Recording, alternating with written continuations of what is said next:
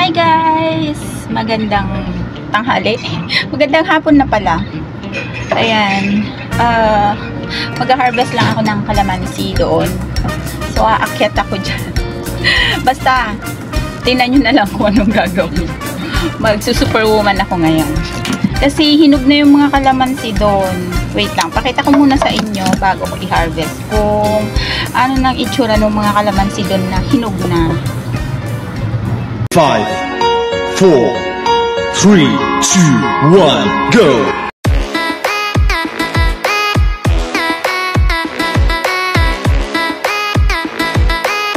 So yan, ito yung puno ng mga paso pala. Ito yung mga paso ng kalamansi ko. Ito, at saka to.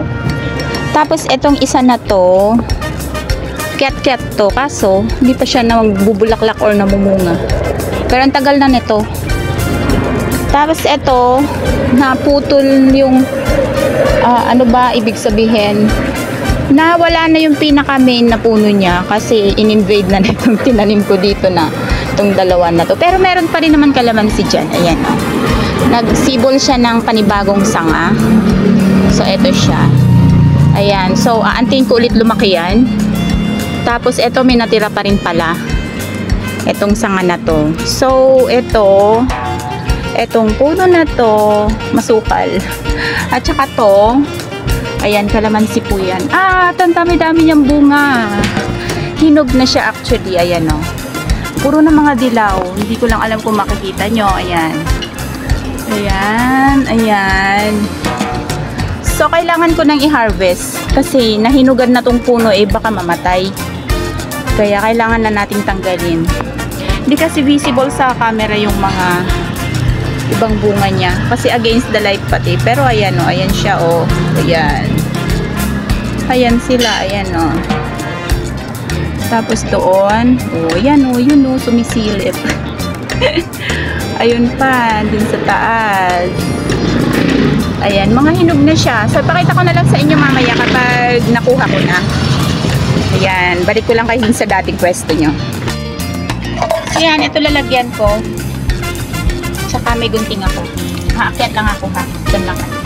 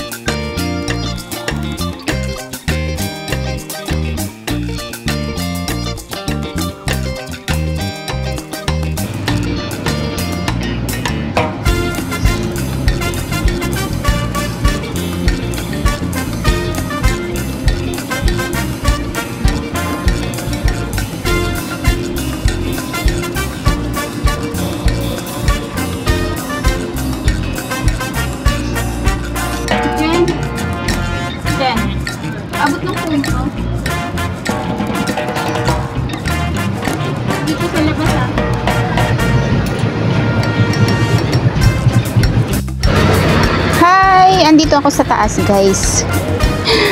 Andito ako sa ano, nakatungtong dito, ayan, oh. Ayan. Nakatungtong ako kasi nag-harvest ako ng kalamansi. Aray ko. Pero may nakita lang ako na nakakatuwa. Kasi ang tagal na actually nito sa akin. Siguro mga 2 taon na. Tapos pinuputulan ko lang siya ng pinuputulan. Ito, oh. Ano ang tawag dito? Money plant ba? Money plant daw to eh. Ayan, oh. Meron na siyang flower. Yan. Ito yung nag-iiba ng color kapag nagkaroon na siya ng parang bunga. Ayan. No, hindi ko na pala matandaan kung nauuna yung color dilaw or red na kaagad. Ayan, oh, diba? May mga flowers na siya. So, yun pa, oh. Ayun. Ayan. Ang hirap lang kasing mag-video dito kasi nasa taas. Pero itong puno na to, itong halaman na to, nakatungtong siya dito sa, nakatungtong. Actually, hindi ko pa siya, nakalagay pa siya sa, ano, sa polybag. Polybag pa siya, pero malamang-lamang yung roots niya, nakabound na siya dun sa malaking paso na, eto, paso kasi to, paso ng kalamansi. Ito ang kasama niya. So, kaya siguro nagbulaklak na rin siya ng ganyan. Ayan, 'di ba? Hindi ko na malayan na bulaklak na pala siya. Pero ipupruning ko ulit 'yan kasi para hindi siya tumaas ng husto. Tapos dito sa paso na 'to, mayroon pang isang nakatanim ito. Ito. Hindi na lang kalamansi. Ipinatong ko lang sila.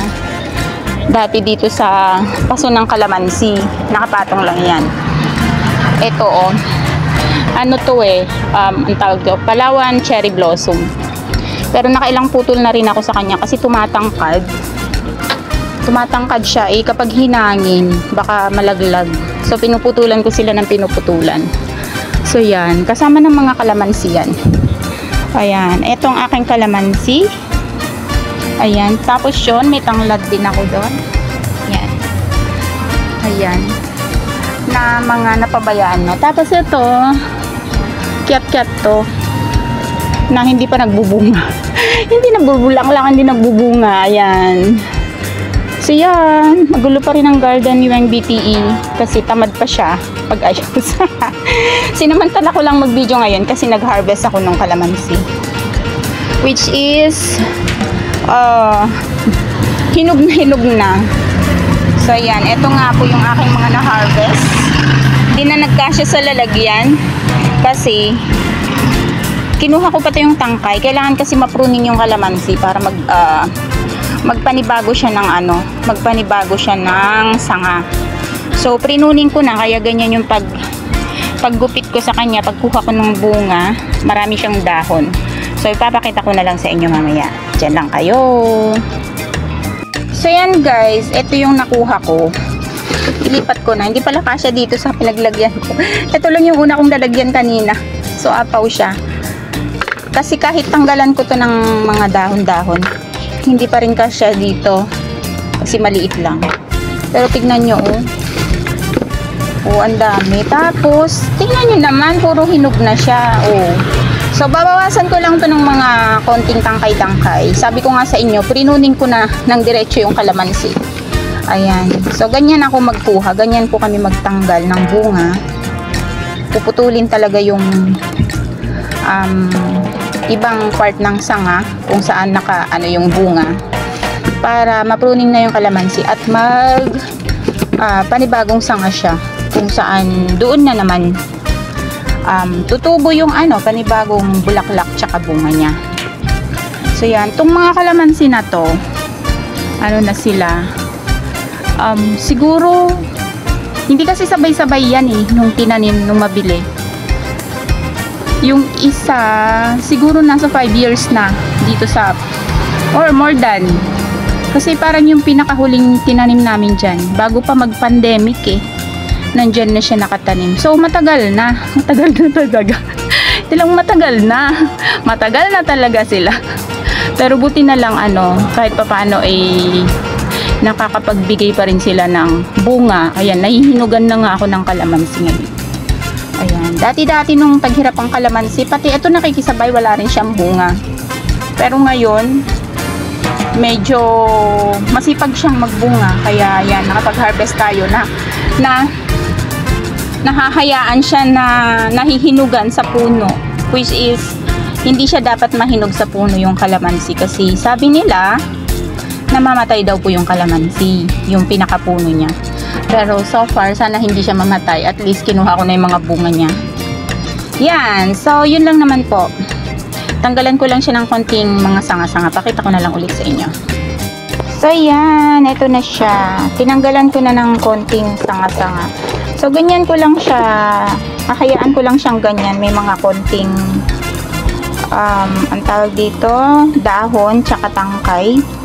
Para hindi siya mabilis lumanta yung kalamansi na hinarvest natin.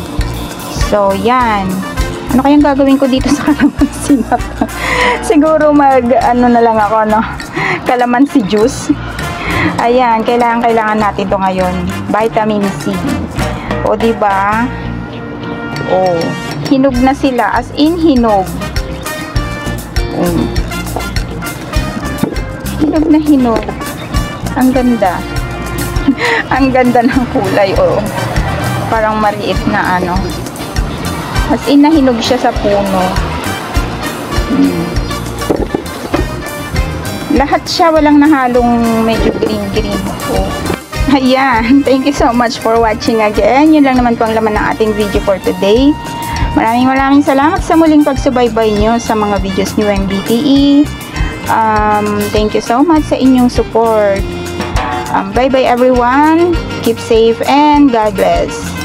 Love you all. See you when I see you. Till next video. Bye-bye. Love you all.